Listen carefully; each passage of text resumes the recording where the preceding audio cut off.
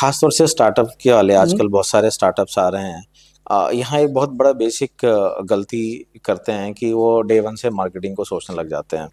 जैसे अभी कुछ दिन पहले कोई मुझसे डिस्कस कर रहे थे कि हम एक लाइफस्टाइल ब्रांड लेके आ रहे हैं, हम्म। तो हम डिजिटल एड में कितना स्पेंडिंग करें, और ये भी कह रहे थे कि शुरू में ज़्यादा बजट होगा नहीं तो फिर हम क्यों करें।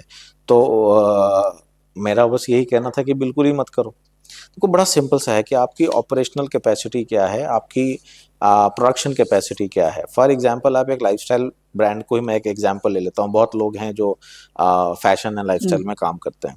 अब अगर एक नया ब्रांड ला रहे हो तो शुरू में आप एक साथ 20 25 50 प्रोडक्ट 100 प्रोडक्ट तो बनाओगे नहीं। हम्म। आप एक एसकेयू बनाओगे या दो एसकेयू बनाओगे, एक दो डिजाइन से स्टार्ट करोगे।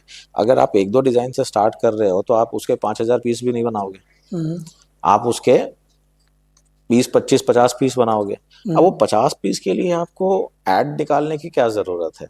अब उसमें भी आप जो कॉस्टिंग लेकर के आ रहे हो तो आपकी उसमें कॉस्टिंग ये भी आएगी कि उसकी फ़ोटोशूट करानी है, हम्म। फिर उसकी क्रिएटिव एडिटिंग करानी है, इसका भी तो आपका कॉस्ट आ रहा है। हम्म। अगर आप यूनिट इकोनॉमी के हिसाब से आप देखो कि अगर आपका मान लीजिए 1,000 रुपये का प्राइस पॉइंट है, तो 1,000 रुपये के प्राइस पॉइंट पे आपका 30 40% आपका कॉस्ट ऑफ गुड्स होना चाहिए।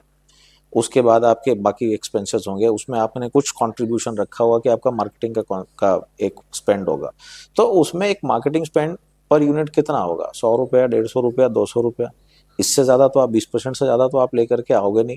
ज़्यादा भी कुछ करते हो तो थोड़ा सा और बढ़ेगा।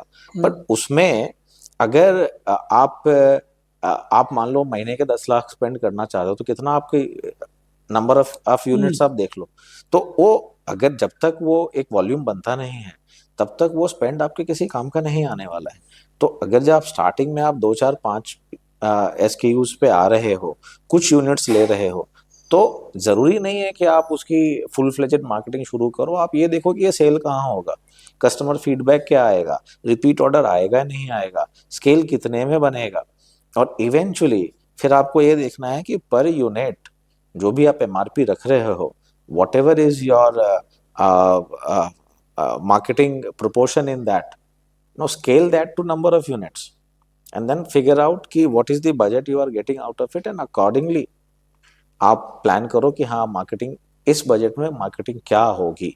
तो मैं हमेशा ये कहता हूँ कि मार्केटिंग तब डिसाइड करो जब ऑपरेशनल कैपेसिटी और प्रोडक्शन प्लानिंग बिल्कुल तरीके से हो। तो अगर आपका 100 यूनिट्स का प्रोडक्शन कैपेसिटी है तो मार्केटिंग इतना होना चाहिए कि 110 यूनिट्स 120 यूनिट्स का ऑर्डर बुक आपके पास हो, 10% 20% हमेशा ज़्यादा हो।